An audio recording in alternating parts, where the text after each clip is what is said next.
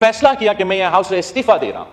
मैं वजीर आजम साहब, हुकूमत का काम सिर्फ यह है कि आज हमें किसको बंद करना है, लेकिन कल मैं और आप उसी जेल में होंगे। ये किसी ने मेरे वालिद को या किसी ने मेरी वालदा को जेल में डाला और इससे ये कोई फर्क नहीं पड़ता।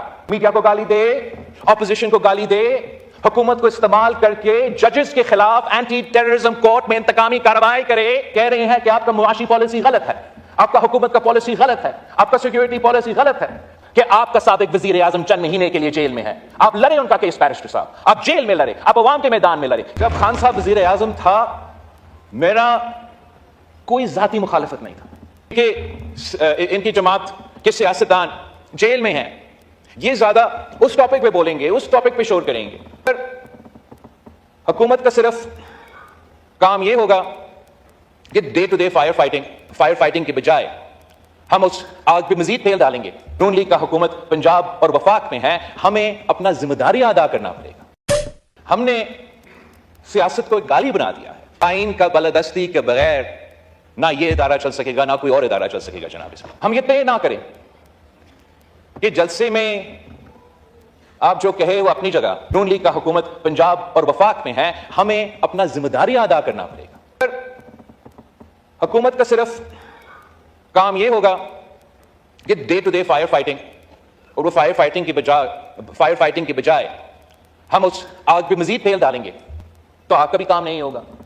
और अगर इनका सिर्फ यही जिम्मेदारी है कि गाली देना है, शोरशार करना है, बिलो द बेल्ट हिट करना है, कह रहे हैं कि आपका मुआशी पॉलिसी गलत है, आपका हुकूमत का पॉलिसी गलत है, आपका सिक्योरिटी पॉलिसी गलत है, तो फिर इनका क्या सोल्यूशन है? जो पॉजिटिव किरदार है ऑपोजिशन का, जो जिम्मेदारी है कि आप हमें बताएं हमारा मुआशी पॉलिसी अगर गलत है तो क्या करना चाहिए, हमारा सिक्योरिटी पॉलिसी क्या है, क्या करना चाहिए। अगर वो कंट्रीब्यूट नहीं करेंगे तो ना वो अपना जिम्मेदारी पूरा कर रहे हैं, ना वो अपना काम कर सकेंगे। मैं जानता हूं कि इनकी जमात के कारकुन इस बात पे ऑब्वियसली इमोशनल होंगे कि इनकी जमात के सियासतदान जेल में हैं, ये ज्यादा उस टॉपिक पे बोलेंगे, उस टॉपिक पे शोर करेंगे। लेकिन जो सूबा का जिम्मेदारी उनके पास है, वहां के अवाम के सबसे बड़ा मसला रोजगार, महंगाई, तालीम, सेहत, तहफ्फुज़, दहशतगर्दी का मुकाबला, हम इन बच्चे को कैसे डॉक्टर्स बनाएंगे, कैसे लॉयर्स बनाएंगे, कैसे इस मुल्क के लीडर्स बनाएंगे। मीडिया को गाली दे, ऑपोजिशन को गाली दे, हुकूमत को इस्तेमाल करके जजेस के खिलाफ एंटी टेररिज्म कोर्ट में इंतकामी कार्रवाई करे, तो फिर वो अपने सूबे के अवाम के मसाइल हल नहीं कर रहे। जनाब स्पीकर, वो अपने सियासत चमका रहे हैं। हुकूमत का काम सिर्फ यह है कि आज हमें किसको बंद करना है। खान ने हमसे ये किया था, माहौल खराब किया था, तो इसके जवाब में पत्थर का जवाब पत्थर से, ईंट का जवाब ईंट से देंगे। तो एक दिन के लिए आप लोग खुश होंगे, लेकिन कल मैं और आप उसी जेल में होंगे। और हम, जब खान साहब वजीर आजम था, मेरा कोई जाती मुखालफत नहीं था। इतना ही था कि जो सिस्टम, जो आइन, जिस जमहूरियत के लिए मेरे जमात ने, मेरे खानदान ने कुर्बानियां दी हैं, इसलिए हमने समझा कि अगर इस मुल्क ने चलना है तो इस साइड और उस साइड को मिलकर काम करना पड़ेगा। इससे कोई फर्क नहीं पड़ता कि किसी ने मेरे वालिद को या किसी ने मेरी वालदा को जेल में डाला, और इससे यह कोई फर्क नहीं पड़ता कि आपका साबिक वजीर आजम चंद महीने के लिए जेल में है। आप लड़े उनका केस बैरिस्टर साहब, आप जेल में लड़े, आप अवाम के मैदान में लड़े, यहां आके अवाम का खिदमत करे, अवाम का काम करे। और इख्तलाफात आपका हो सकता है इसका हुकूमत का, ये सब जानते हैं। मैं इनके साथ मीटिंग्स में बैठता हूं, हमारा इख्तलाफ राय होता है, सियासत में होता है। हम सब ये इलेक्शन लड़े तो इस पॉइंट पे लड़े कि मुल्क में महंगाई है, महंगाई का मुकाबला करना है, अवाम को मुआशी इंसाफ दिलवाना है। और जहां हमने समझा कि तनकीद होना चाहिए, हमने भी तनकीद की।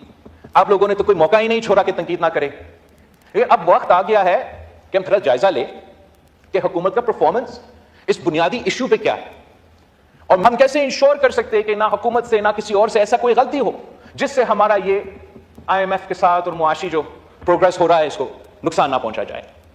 जनाब स्पीकर, जब आप 2008 से लेके 2013 तक इस हाउस में थे, हमने मिलके कंसेंसस के साथ, ऑपोजिशन के साथ इंगेज करके, उन लोगों के साथ इंगेज करके जिन्होंने मेरे वालिद को 11 साल जेल में कैद रखा, किसी सजा की कोई सजा नहीं था, कोई कन्विक्शन नहीं, उन्हीं सियासी जमातों के साथ इंगेज करना पड़ा।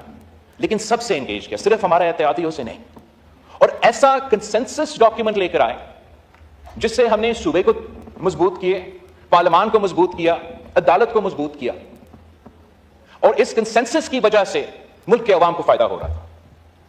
اس کنسنسس کے خلاف ایک مخصوص لابی موجود ہے جناب اسپیکر اس ملک کے, آپ کو بھی پتا ہے, ہم سب کو پتا ہے.